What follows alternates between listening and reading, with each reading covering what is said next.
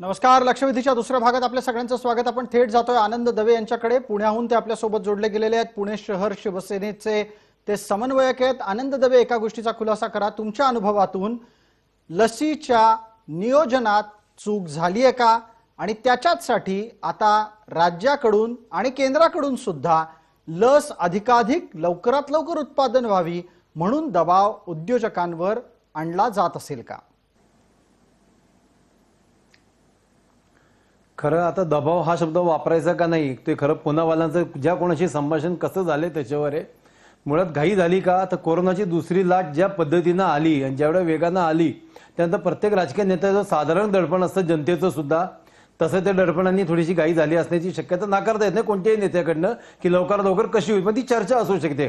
दडपण हा भाग नसेल तसं पुनावाल्यांनी सुद्धा त्यांच्या सायंटिस्ट लोकांवर, शास्त्रज्ञ लोकांवर सुद्धा तसं दबाव टाकलेला असेल की लवकर काय करता येईल, कसं करता येईल. दबावाचा हा भाग वेगळा झाला. पण जसं मी सुरुवात केली होती, नंतर सगळे वक्ते ज्या अनुषंगाने गेले की पुनावाल्यांचं जाणं एवढं सोपं बघता कामा नये, त्याच्यामध्ये सुद्धा त्यांची व्यक्तिगत काही स्वार्थ आहे का हे सुद्धा बघणं तेवढंच आवश्यक आहे. जसं माझं आपल्या लेखी काय स्वार्थ असू शकतो पुनावाल्यांचा भारतातून निघून जाण्याचा, आणि खरंच ते तसे निघून गेले आहेत का व्यवसायाच्या साठी भारताबाहेर आहेत, ते योग्य वेळेला भारतात परतू शकतात? तुमच्या लेखीत माहिती काय आहे तुमची?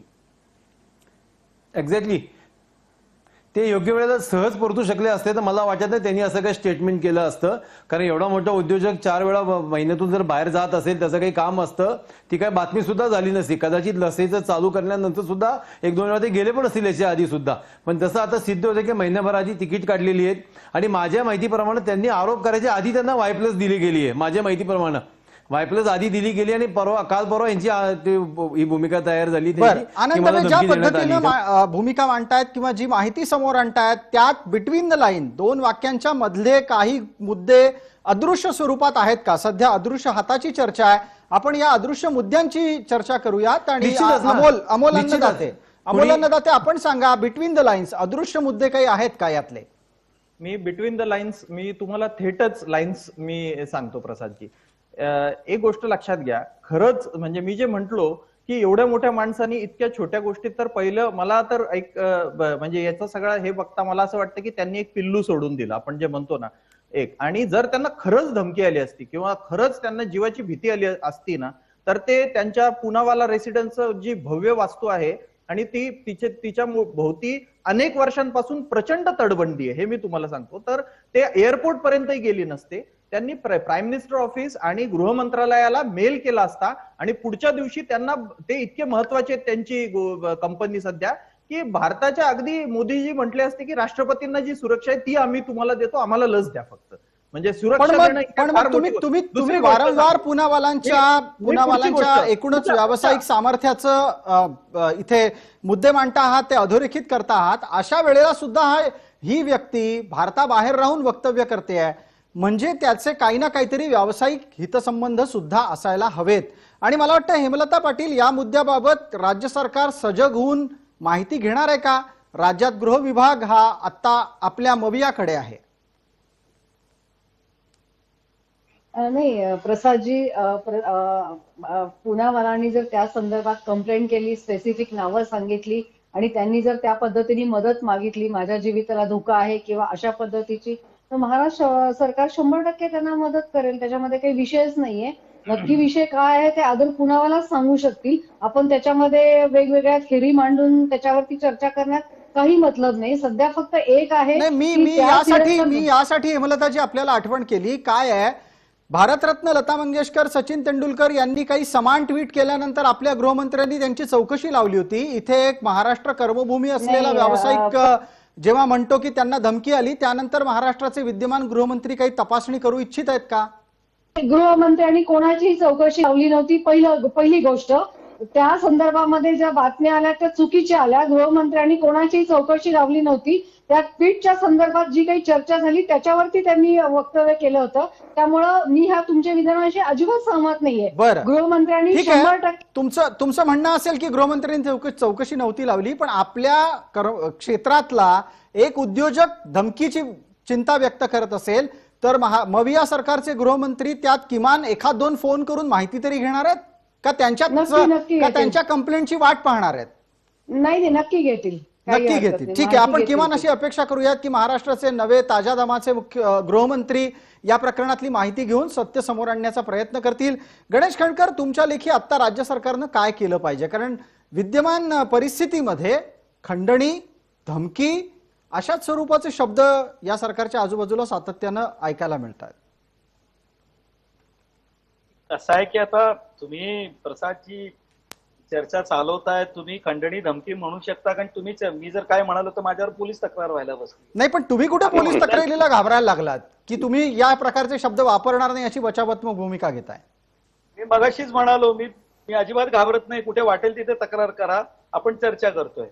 प्रसादजी, असं आहे की मला जे वाटतं की अदर पुनावालांची स्टेटमेंट आल्यानंतर पहिले ते राज्य सरकारने करायला हवं होतं ते हे करायला हवं होतं की या राज्याच्या प्रमुखांनी या बाबतीत समोर येऊन सांगायला हवं होतं की अदर पुनावालांची जी इन्स्टिट्यूट आहे ती आमच्या महाराष्ट्रात पुण्यामध्ये आहे आणि यासाठी त्यांना जे सर्व सहकार्य संरक्षण लागेल ते देण्यासाठी आम्ही कटिबद्ध आहोत आणि आम्ही ते त्यांना देऊ. त्यांनी निश्चिंत राहावं हे सांगण्याची आवश्यकता होती. आता काय झालं की ते बोलतच नाहीत. आता ती त्यांची भूमिका आहे. या तिन्ही पक्षांचे नेते वेगवेगळी स्टेटमेंट करतात, त्यामुळे हा संभ्रम निर्माण होतो. ठीक आहे, याच्यावर एक पुढचा मुद्दा पटकन धनराज वंजारी यांच्यासाठी. धनराज वंजारी, लस पुण्यात बनणार हे जाहीर झाल्याच्या नंतर ही लस पुण्याची आहे बरं का, पुणेकरांचा त्यावर सगळ्यात पहिला हक्क आहे असं सांगणारे पुनावालांना धमकी आल्याच्या नंतर चकार शब्द काढायला तयार नाहीयेत धनराज वंजारी. त्यावेळी ते सगळे अकलेचे तारे तोडले होते.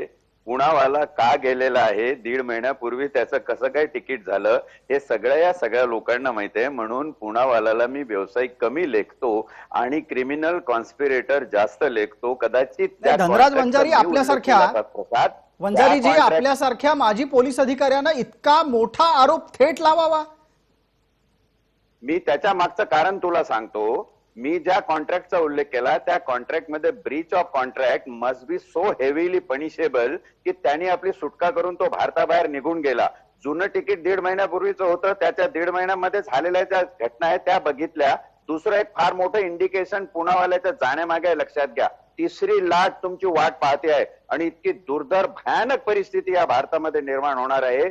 ती निर्माण होण्याच्या आधी आपलं तोंड काळं केलेलं. पण धनराजजी, लशीचं उत्पादन कुठंच थांबलेलं नाहीये. पुनावाला भारतात असोत किंवा लंडन मध्ये असोत किंवा झांबियामध्ये असोत, उत्पादन हे चालूच आहे. जुजबी उत्पादन थांबलेलं नाही, पण असं उत्पादनही होत नाही जेणेकरून 56% लोकांना आज इस्रायल, जर्मनी आणि रशिया ज्यांनी 56% लोकांचं लसीकरण केलं, that is the big step to break the chain. अच्छा, आता इथे एक आणखी महत्वाचा मुद्दा आला. अमोल अन्नदातेंकडे त्या निमित्तानं जाऊयात. अमोल अन्नदाते, लशीच्या उत्पादनाचं पुरेसं नियोजन जर समजा सरकारी पातळीवर आधीच झालं असतं तर आज लसीच्या साठी फोनाफोनी करायची, कथितरित्या धमक्या द्यायची वेळ आली असती की नसती?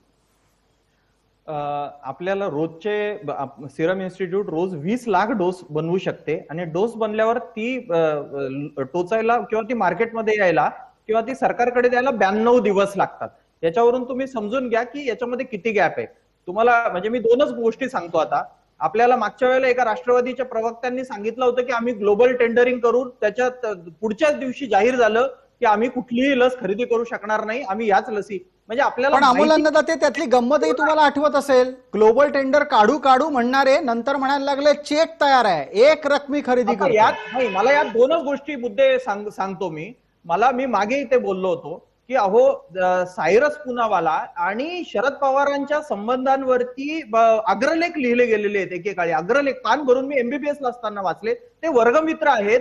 म्हणून मी परत एकदा इथे जे काही सरकारचे प्रतिनिधी आहेत ते त्यांच्या धमक्या आणि त्या आदर पुनावाला याच्याशी आम्हाला सर्वसामान्यांना काही घेणं देणं नाही.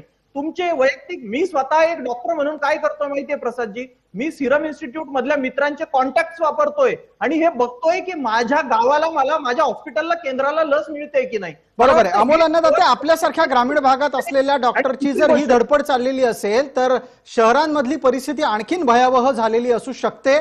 यासाठी मी हा मुद्दा उपस्थित करतोय आणि आनंद दवेंकडे या निमित्तानं पुढचा प्रश्न घेऊन जातो आहे. आनंद दवे, आत्ता राज्याची सूत्र तुमच्या पक्षाच्या प्रमुखांच्या ताब्यात आहेत. त्यावेळेला जेव्हा रेमडेसिवीरचा काळा बाजार सुरू झालेला असतो, अशा वेळेला लशीच्या बाबतीत कुठल्याही प्रकारे भयग्रस्त करणारी बातमी सुद्धा न येऊ देणं ही तुमच्या पक्षाच्या प्रमुखांची जबाबदारी आहे. आता पुनावालांच्या प्रकरणामध्ये गप्प राहणं हे श्रेयस्कर आहे का? नाही, निश्चितच ही जबाबदारी आहे आणि मला असं वाटतं माननीय उद्धव साहेब किंवा अख्खं सरकार ते पूर्णपणे पाळत आहेत. जनतेला विश्वासात घेणं, विश्वासात ठेवणं, त्याच वेळेस त्यांना जाणीव सुद्धा करणं की बाहेरचा धोका किती मोठ्या आहे आजाराचा. मुळात लक्षात घ्या, याच्यामध्ये सरकारचा असा काही रोल नव्हता जे आदर पुनावालांनी डिक्लेअर केलं. पुन्हा विषय तिथंच येतो की 1.5 महिना आधीचं तिकीट असताना सुद्धा लंडनमध्ये गेल्यानंतर वायफला सुरक्षा इथं मिळाल्यानंतर सुद्धा त्यांनी असं बोलणं, आणि ते सुद्धा कोणाचे स्पेसिफिक नाव न घेता अर्धवट बोलणं, म्हणजे राजकीय लोकांकडनं झालं का प्रशासकीय अधिकाऱ्यांकडनं झालं का मेडिकल मधल्याच त्यांच्या प्रतिस्पर्ध्यांकडनं झालं, हे कोणालाच त्यांनी असं नीट बोललेलं नाहीये. त्यामुळे तसं भंडारी साहेब म्हणतात की अनेक कांगोरे झाला, किंवा अमोल साहेब सुद्धा म्हणतात एकाच कांगोऱ्यांनी जाणं शक्य नाही आणि योग्य पण होणार नाही. दुसरं, ते याच्यानंतर भारतात येणारच नाहीये. त्यांनी इथलं सगळं स्वतःचं काही वाइंड अप केलंय, जसं ते मोदी किंवा बाकींच्या मल्ल्यांचं झालं तसं काही प्रकार झाला का, तसं अजून झालेलं दिसत नाहीये. तर आपण थोडं थांबावं. त्यांचे म्हणण्याचे उद्दिष्ट ते कधी येतात हे काही नाही, त्याच्यावर येणाऱ्या काही दिवसातच स्पष्ट होईल. आपण खूप घाईघाईनी त्याचे आनंद दवे आदर पुनावाला येतील तेव्हा येतील, पण याच निमित्ताने एक प्रश्न थोड्या वेळापूर्वी गणेश कणकरांकडे उपस्थित केला होता, तोही आता तुमच्याकडे उपस्थित करण्याची गरज आहे. असं का होतंय की सातत्यानं गेल्या जवळपास 1.5 वर्षामध्ये सरकारच्या कामकाजाच्या बरोबरच खंडणी, धमक्या, न ऐकणं, पोलीस प्रशासनामध्ये भांडण, याच गोष्टी जास्त चर्चेला येत आहेत? ह्या गोष्टी जास्त चर्चेला येतात. त्यातलं खरं किती खोटं किती माहीत नाही. जसं तो ऍक्टर मेला तेव्हा यांनीच आत्महत्या नाही, खूनच झाला. फार एक नेता त्याच्यामध्ये सीसीटीव्ही मध्ये दिसतो, इथून सुरू झालं होतं. मग त्याच्या आधीचा मर्डर, दिव्याचं सुद्धा आत्महत्या नाही मर्डर होतं, हे सुरू झालं. नंतर काय घडलं तुम्हाला आणि आम्हाला सगळ्यांना माहिती आहे. त्यामुळे भाजप विरोधी पक्षात गेल्यानंतर त्यांना हे सहन होत नाहीये सरकारमध्ये येणं असणं. त्यामुळे हे सगळ्या गोष्टी करतात. गणेश कणकरांच्या चेहऱ्यावर लगेच हसू यायला लागले. या मुद्द्यांना समोर येताच गणेश कणकर लगेच हसायला लागलेत. कणकर, काय गरज आहे अशा प्रकारे आनंद दवेंच्या वक्तव्याला हसून उडवण्याची? त्यामुळे भाजपकडनं रितसर ते पसरवलं जाते आणि मला असं स्पष्ट आरोप आहे की भाजप त्या डावात सुद्धा फसतंय. त्यांचा एकही आरोप आतापर्यंत सिद्ध झालेला नाहीये. गणेश कणकर, आपली जबाबदारी उत्तर देण्याची. कसं आहे, जाऊ कहा बताए दिल, दुनिया बडी है संग दिल, हे कदाचित उद्धवजींना आता कळलं असेल. असं आहे प्रसादजी की बघा, चर्चा ज्या वेळेला होते, वंजारी साहेब हे अधिकारी आहेत, अमोल अन्नदाते हे त्यातले एक्सपर्ट आहेत, ते त्यांच्या पद्धतीनं पुनावालांबद्दल या ठिकाणी सांगतायत. पण एक वस्तुस्थिती मी आता सांगू इच्छितो की आपण सिरम इन्स्टिट्यूटला सुरुवातीला 26 कोटी लसीच्या आपण ऑर्डर्स दिलेल्या होत्या, पैकी 15 कोटी त्यांनी आता दिल्या, उर्वरित 11 कोटी मिळतील. त्याचे पैसे सुद्धा आपण त्यांना आगाऊ दिलेले आहेत, त्याचं प्रोडक्शन सुद्धा सुरू आहे. आज जी चर्चा अमोल अन्नदात्यांसोबत आपण अनेक वेळा चर्चा केली. मला 1 महिन्यापूर्वी 1.5 महिन्यापूर्वीचं चित्र सांगा ना. अनेक राजकीय नेते म्हणत होते ही मोदींची लस आहे, आम्ही टोचून घेणार नाही. अनेक वेळेला आपण सांगितलं की आपण जाऊन त्याचं रजिस्ट्रेशन करावं लागेल, त्याच्यानंतरच आपल्याला लस दिली जाईल. परिस्थिती अशी होती की तिथे जो व्यक्ती त्या लसीकरण केंद्रावर जाईल तो आपला आधार कार्ड दाखवेल, आपले पुरावे देईल आणि त्याला लस दिली जात होती. आपण विविध मार्गांनी, या देशामध्ये हा एक वेगळा प्रकार चालतो, विविध मार्गांनी हे लसीकरणामध्ये वेग यावा म्हणून कोणी प्रयत्न केले हो सांगा बरं?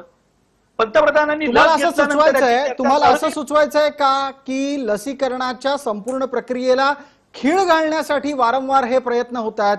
आणि यासाठी मी आणखीन एक छोटासा उपमुद्दा जोडतो की लसीकरणावरचा विश्वास उडावा म्हणून सत्तेत बसलेले मंत्रीच पुनावाला पळून गेलेत, अशा प्रकारचे संकेत देत आहेत का?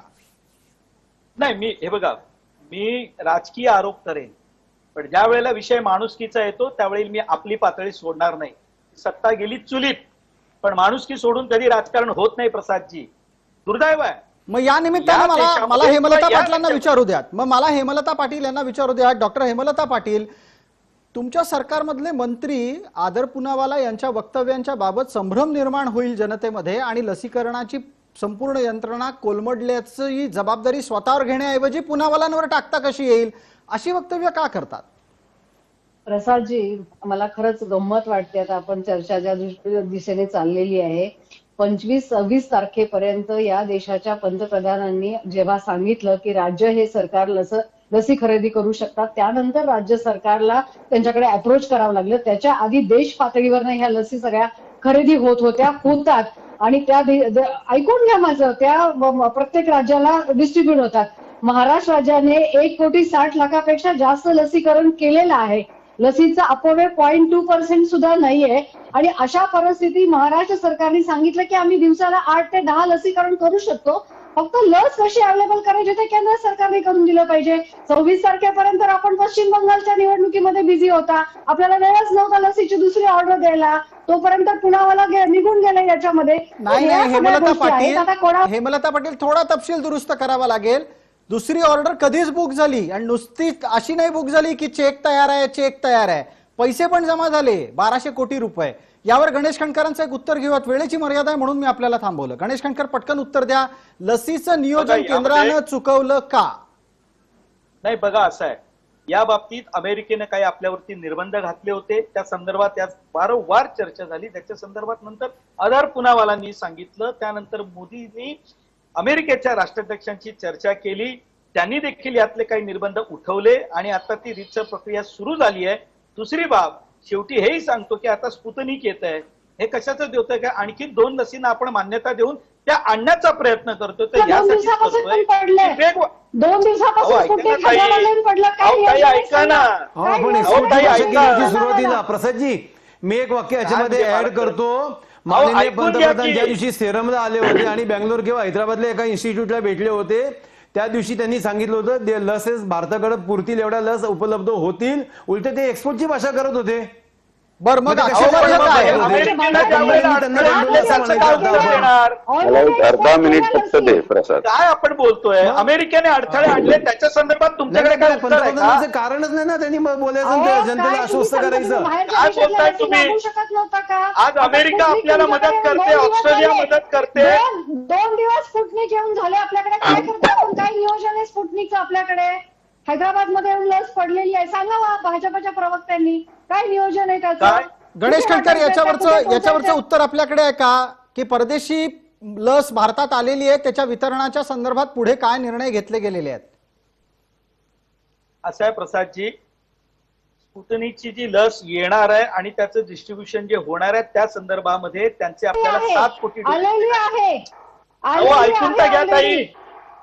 अहो ताई ऐका ना, तुम्ही सत्ताधारी मी आहात, विरोधकांचं ऐकण्याची सवय लावा. खटले दाखल करण्याच्या धमक्या देऊन किती दिवस येणार? ऐका तर सही थोडं.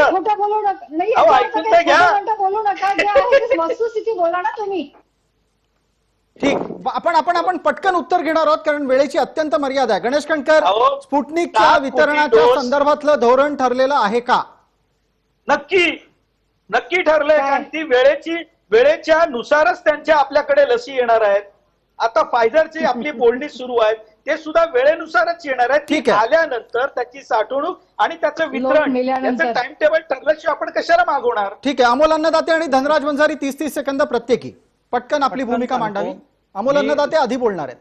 स्पुटनिकच्या डॉक्टर रेड्डीच्या एरिया मॅनेजरशी मी सतत, मला आमच्या स्टॉकिस्टला कधी मिळेल आणि आम्हाला ती कशी मिळेल प्रायव्हेटला, याच्यासाठी मी फॉलोअप घेत असल्यामुळे सांगतोय 20 मेला ही लस विक्रीसाठी खुली असणार आहे. दक्षिणेकडच्या राज्यांनी डॉक्टर रेड्डीजकडे ऑलरेडी 1.5 लाख डोसेस पैकी जवळपास 1 लाख डोसेसची राज्यातर्फे खरेदी नोंदवलेली आहे. बाकी आमच्यासारखे प्रायव्हेट प्रॅक्टिशनर्सही त्या लसीच्या मागे आहेत. म्हणून मला राज्य सरकारचे जे कोणी प्रतिनिधी आहेत त्यांना सांगायचंय की घाई करा. डॉक्टर रेड्डीचं हैदराबाद, चेन्नई मधलं हेडक्वार्टर गाठा, आपले कॉन्टॅक्ट वापरा आणि मिळेल तितकी झालेलं आहे सगळं. हे सगळं झालं तर प्रश्न कशाला उपस्थित करताय हेमलता पाटील? अहो इथे तुम्हीच समोर उघडकीस आलात ना.